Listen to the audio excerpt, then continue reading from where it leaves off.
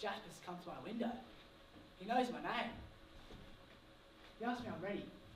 Ready for what? To abandon the secure surrounds of my hot, sticky room and the scratchy sheets that look unslept in. To dive into the wild with Jasper Jones. You must understand, I've never snuck out before. I'm pretty much a virgin to this kind of thing. Oh, well, I'm pretty much a virgin to every kind of thing. Except books. I love books. I can be a hero, safely behind the barriers of my eyes. No bully can hurt me, and especially no Jasper Jones lead me astray. Because in this town of Corrigan, Jasper is the first and only to be blamed for anything. Nicking lollies from the corner store, drop a lit match down the mines, or sneaking through the fences and pushing over the cows.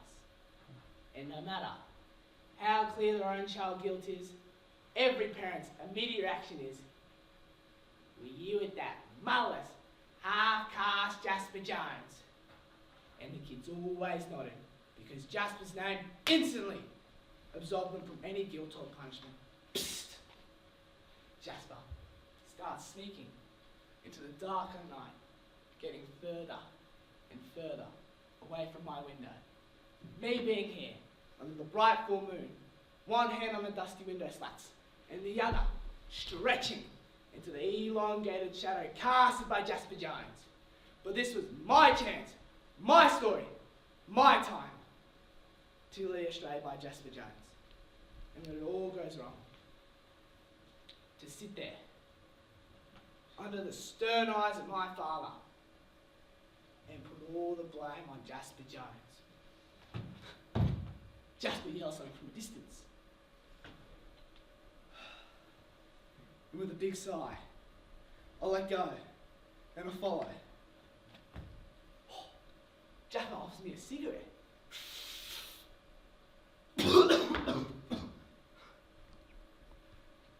As I look up, I recognise who we are. This is Mad Jack Lionel's place. We really shouldn't be here. Look, no one's ever seen Mad Jack Lionel. We've all heard about him from our parents. He hasn't stepped out in years since he killed that young woman. But Jasper tells me he's seen Mad Jack Lionel, and I'm instantly flooded with a million pictures. Is he tall? Does he smoke? Does he really smell like weed? Does he have a glass eye that follows you wherever you go? Does he have a tattoo of a skull with a crossbow on the side of his arm? Is his voice raspy? Do we make a pact with the devil? Suddenly, Jasper grabs my shoulders and pushes me to my knees. Oh, now you've done it, Charlie. Now's be that time that Jasper takes out that knife he used to rob Mr. Smith's corner store, supposedly, and finishes you off. I look up, preparing myself for the worst, only to realise I'm no longer looking at the peach trees outside Mad Jack Lionel's house, but the paper barks and the large blood gum trees that look like they want to snatch us up and engulf us in the river. Slowly, Jasper releases my shoulders and gravity pulls me up. Ah!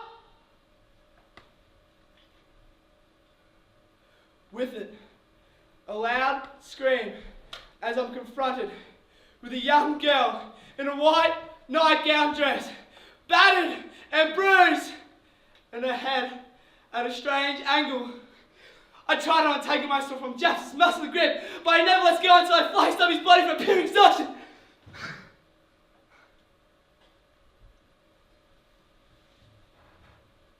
That's Laura Wishart. Shit, I shouldn't be here. I have to go home. What happened? Why did she do this? Jasper grabs my face and positions it so I'm confronted with Laura's battered and bruised face.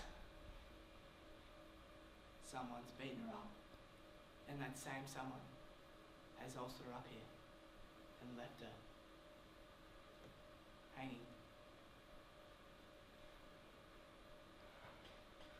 But who?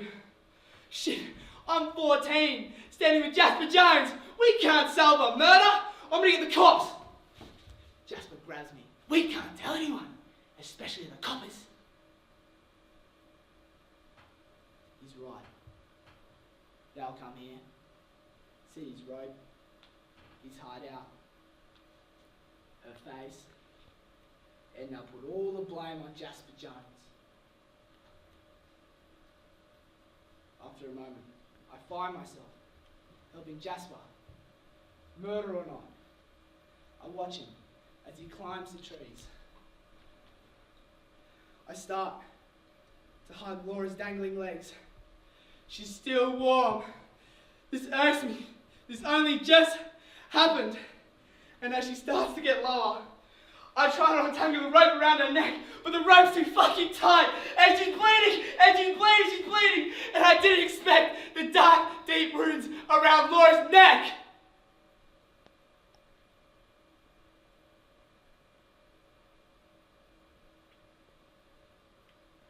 After a moment, I watched Jasper somewhat lovingly and delicately inspect every fragment of Laura's skin. It's at this moment I look at Jasper with eyes that consume every ounce of my sorrow. I look between him, the dam,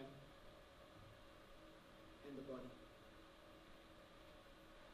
Ready, Jasper?